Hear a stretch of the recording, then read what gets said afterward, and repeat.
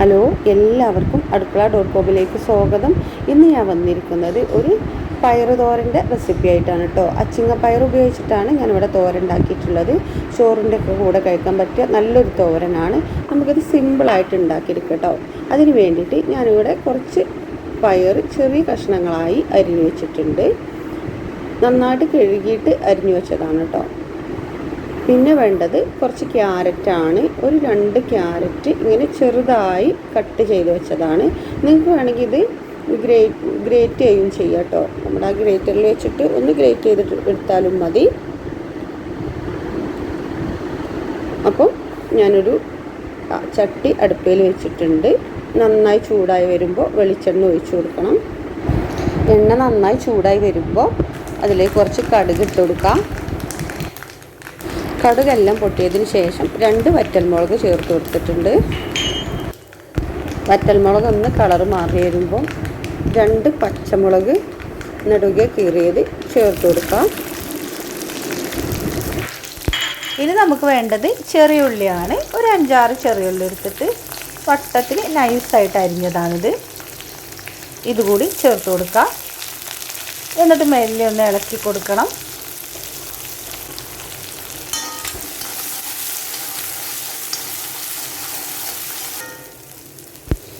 ഇതൊന്ന് മൊരിഞ്ഞ് വരുമ്പോൾ ഇതിലേക്ക് കുറച്ച് കറി ലീവ്സ് ഇട്ട് കൊടുക്കുന്നുണ്ട്. എന്നിട്ട് മെല്ലെ ഒന്നുകൂടെ ഒന്ന് ഇളക്കി കൊടുക്കാം.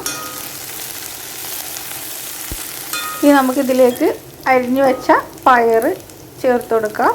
ഇങ്ങനെ ചെറുതായി അരിയണമെന്നൊന്നും നിർബന്ധമില്ല കേട്ടോ. നിങ്ങൾക്ക് വലുതായിട്ട് അരിയണം ഇഷ്ടം അങ്ങനെ ഉപയോഗിക്കാം. ഇതിലേറെ ചെറുതായി കുനുകുനാ അരിയണമെന്നുണ്ടെങ്കിൽ അങ്ങനെയും ചെയ്യാം. ജസ്റ്റ് ഒന്ന് ഇളക്കി കൊടുക്കുന്നുണ്ട്.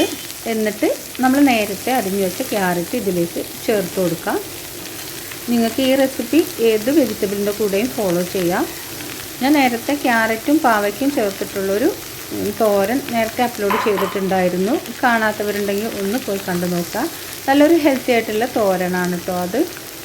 ഇനി നമുക്കിതിലേക്ക് പാകത്തിന് ഉപ്പ് ചേർത്ത് കൊടുക്കാം. ഇനി ഇതിലേക്ക് ഇട്ട് കൊടുക്കുന്നത് കുറച്ച് നാളികേരം ചിരകിയതാണ്. 2 ടേബിൾ സ്പൂണോളം വരും.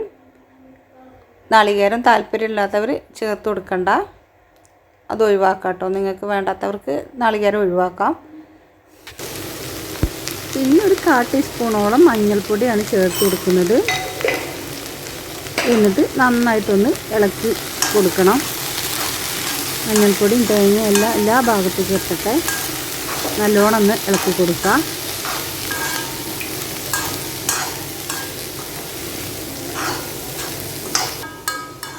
ഇനി നമുക്കിത് അടച്ചു വെച്ചിട്ട് ഒരു 3-4 മിനിറ്റോളം ലോ ഫ്ലെയിമിലിട്ട് വേവിച്ചെടുക്കണം.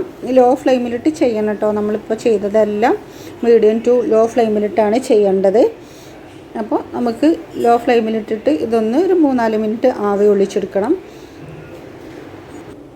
ഇടയ്ക്കൊന്ന് ഇളക്കി കൊടുക്കുന്നത് നല്ലതാണ് കേട്ടോ. അപ്പോൾ അടി പിടിക്കുന്നത് ഒഴിവാക്കാം. ഇടയ്ക്കൊന്ന് തുറന്നിട്ട് മെല്ലെ ഇളക്കി കൊടുക്കും 2 മിനിറ്റൊക്കെ ആകുമ്പം.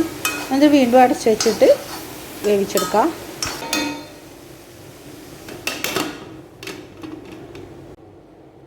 അപ്പോൾ അടച്ചു വെച്ചിട്ട് ഇതിപ്പോൾ 2 മിനിറ്റോളം കഴിഞ്ഞിട്ടുണ്ട്. അങ്ങനെ ടോട്ടൽ 4 മിനിറ്റോളം ആയിട്ടുണ്ട് കേട്ടോ. എന്നിട്ട് നല്ലോണം ഒന്ന് മിക്സ് ചെയ്ത് കൊടുത്തിട്ട് നമുക്കിതിൻ്റെ ഫ്ലെയിം ഓഫാക്കാം.